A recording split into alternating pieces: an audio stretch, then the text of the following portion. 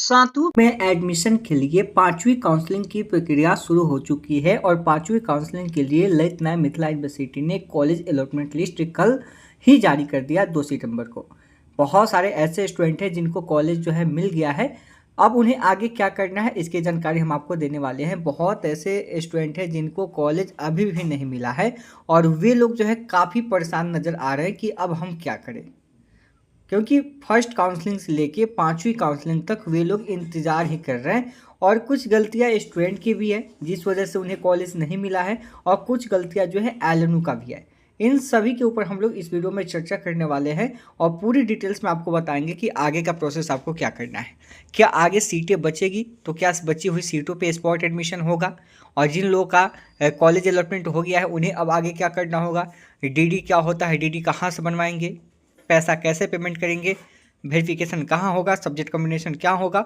बहुत सारे सवाल उनके मन में चल रहा होगा, तो सभी सवालों का जवाब हम आपको इस वीडियो के माध्यम से देने वाले हैं। वहीं जिन लोगों को कॉलेज नहीं मिला है उन लोगों के मन में सवाल चल रहा होगा कि अब हमें आगे कॉलेज मिलेगा कि नहीं मिलेगा, क्या स्पॉट एडमिशन हो सकता है, क्योंकि वहाँ पे वेटिंग फॉर नेक्स्ट काउंसलिंग दिखा रहा है। इसका मतलब क्या होता है, तो इन सभी के बारे में हम इस वीडियो में बात करने वाले हैं। वीडियो को आप लास्ट तक जरूर देखें। वीडियो शुरू करने से पहले मैं आपसे एक छोटा सा रिक्वेस्ट करना चाहूँगा कि आप अभी तक इस चैनल पर नए हैं तो आप इस चैनल को सब्सक्राइब कर ले और बेल आइकन को दबा दें ताकि ऐसे ही लेटेस्ट वीडियो मिलता रहे। चलिए शुरू करते हैं।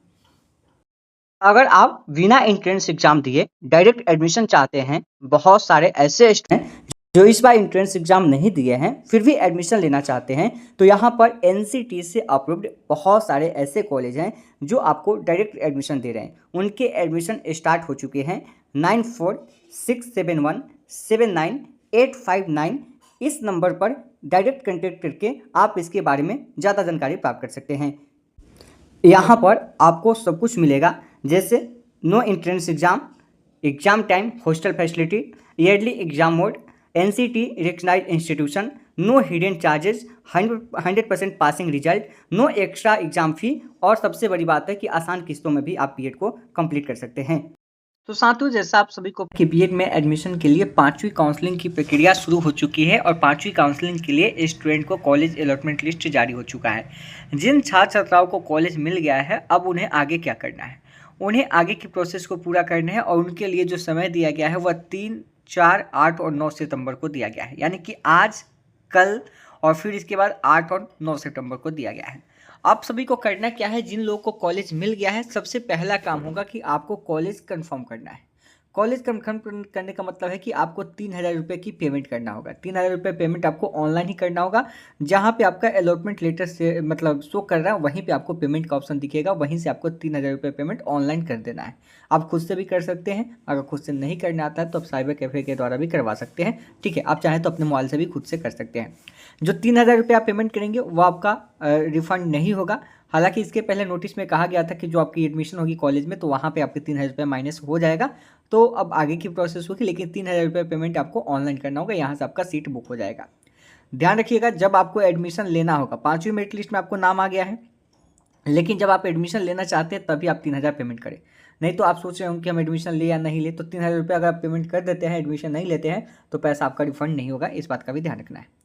3,000 रुपये पेमेंट आपको पहला स्टेप है, पेमेंट कर देना है। पेमेंट आप कब कर सकते हैं, तो वेरिफिकेशन में जाने से पहले, यानी कि आप जब यूनिवर्सिटी में वेरिफिकेशन के लिए जाएंगे उससे पहले आप मान लीजिए कि आप कल के डेट में जाएंगे तो आप आज पेमेंट कर लीजिए या कल के डेट में भी आप पेमेंट कर लेंगे, क्योंकि इसका सिर्फ रिसीविंग जो आपको वहाँ पे लगाना होता है, जो डॉक्यूमेंट वेरिफिकेशन होगा उसके अंदर एक आपको रिसीविंग वहाँ में लगाना होता है। तो पेमेंट आप कभी भी कर सकते हैं। अब जिस दिन यूनिवर्सिटी वेरिफिकेशन के लिए जाएंगे उससे पहले भी आप कर सकते हैं। अगर आपको कल जाना है तो आप आज कर सकते हैं, आप कल के कल भी कर सकते हैं। ठीक है, और दूसरी प्रोसेस है आपको डीडी बनवाना है। डीडी बनवाने की अगर हम बात करें, जो आपको डिमांड ड्राफ्ट बनाना है, तो इससे पहले नोटिस आप देखिए था, आया था कि इन्फॉर्मेशन रिगार्डिंग पेमेंट डिटेल्स, वही सेम आपकी प्रोसेस रहने वाली है। यहाँ पे आपका कॉलेज का नाम था, किस कॉलेज का नाम, कितना का डीडी बनवाना है, ये आपके बैंक से बनेगा। देखिएगा, जैसे यहाँ पे एग्जांपल में देखिए, name of the account holder, account holder के किसके नाम से बनेगा, तो भाई अकाउंट होल्डर का नाम इसमें रहेगा। ध्यान रखिएगा, जो भी कॉलेज आपको मिला है उस कॉलेज का नाम इसमें देखना है इस पीडीएफ फाइल में।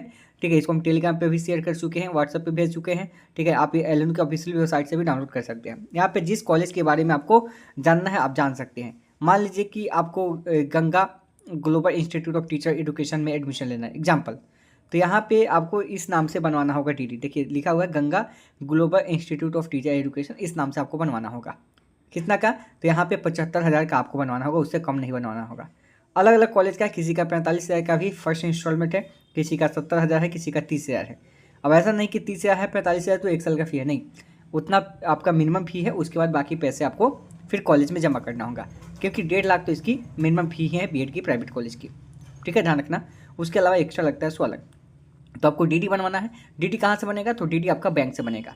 आपको बैंक जाना है और बैंक से आपको डीडी बनवाना है। जो भी कॉलेज आपको मिला होगा उस कॉलेज के नाम से आपको बनवाना है डीडी, क्योंकि यहाँ पे अकाउंट नेम होल्डर लिखा हुआ है। कितने का बनवाना है आप देख सकते हैं, ठीक है। अब ये जब डीडी बन जाएगा, आपका डीडी बनवाने के लिए प्रोसेस भी होता है, खुद का अकाउंट भी होना चाहिए। कई कई बैंक आपको होता है, या आपके फैमिली मेम्बर में किसी का भी अकाउंट है तो आपका बन सकता है। आपके अकाउंट में पैसा होना चाहिए, वो प्रोसेस आप बैंक से समझ लीजिएगा। तो पहला काम आपका क्या होगा? 3,000 रुपये पेमेंट आप कर लीजिए, ठीक है। 3,000 पेमेंट आप तभी कीजिए जब आपका डीडी बन जाए, ठीक है, आपके लिए आसान रहेगा। जब क्योंकि डीडी में अगर बनवाने जाएंगे पता चला 3,000 पेमेंट कर दिए, डीडी बनवाने गए बना भी नहीं, तो और प्रॉब्लम। तो पहले डीडी आप बनवा लीजिए। डीडी अगर बन जाता है उसके बाद 3,000 पेमेंट ऑनलाइन कर लीजिए, उसका रिसीविंग लगा लीजिए। पूरे डॉक्यूमेंट को आप एक साथ ले लीजिए, और पूरे डॉक्यूमेंट को एक साथ लगाने के साथ जो भी डॉक्यूमेंट है, आपका अलॉटमेंट लेटर में लिखा हुआ है कि कौन कौन सा डॉक्यूमेंट आपको लेके जाना है। वहाँ पे आपको जाना है जो कॉलेज आपको अलॉट हुआ है। मान लीजिए आपको ट्रिडेंट बीएड कॉलेज अलॉट किया, एग्जाम्पल बताइए। अब यह आपका जो बीएड कॉलेज है किस यूनिवर्सिटी के अंदर आता है? तो ये आता है आर्यभट्ट नॉलेज यूनिवर्सिटी के अंदर।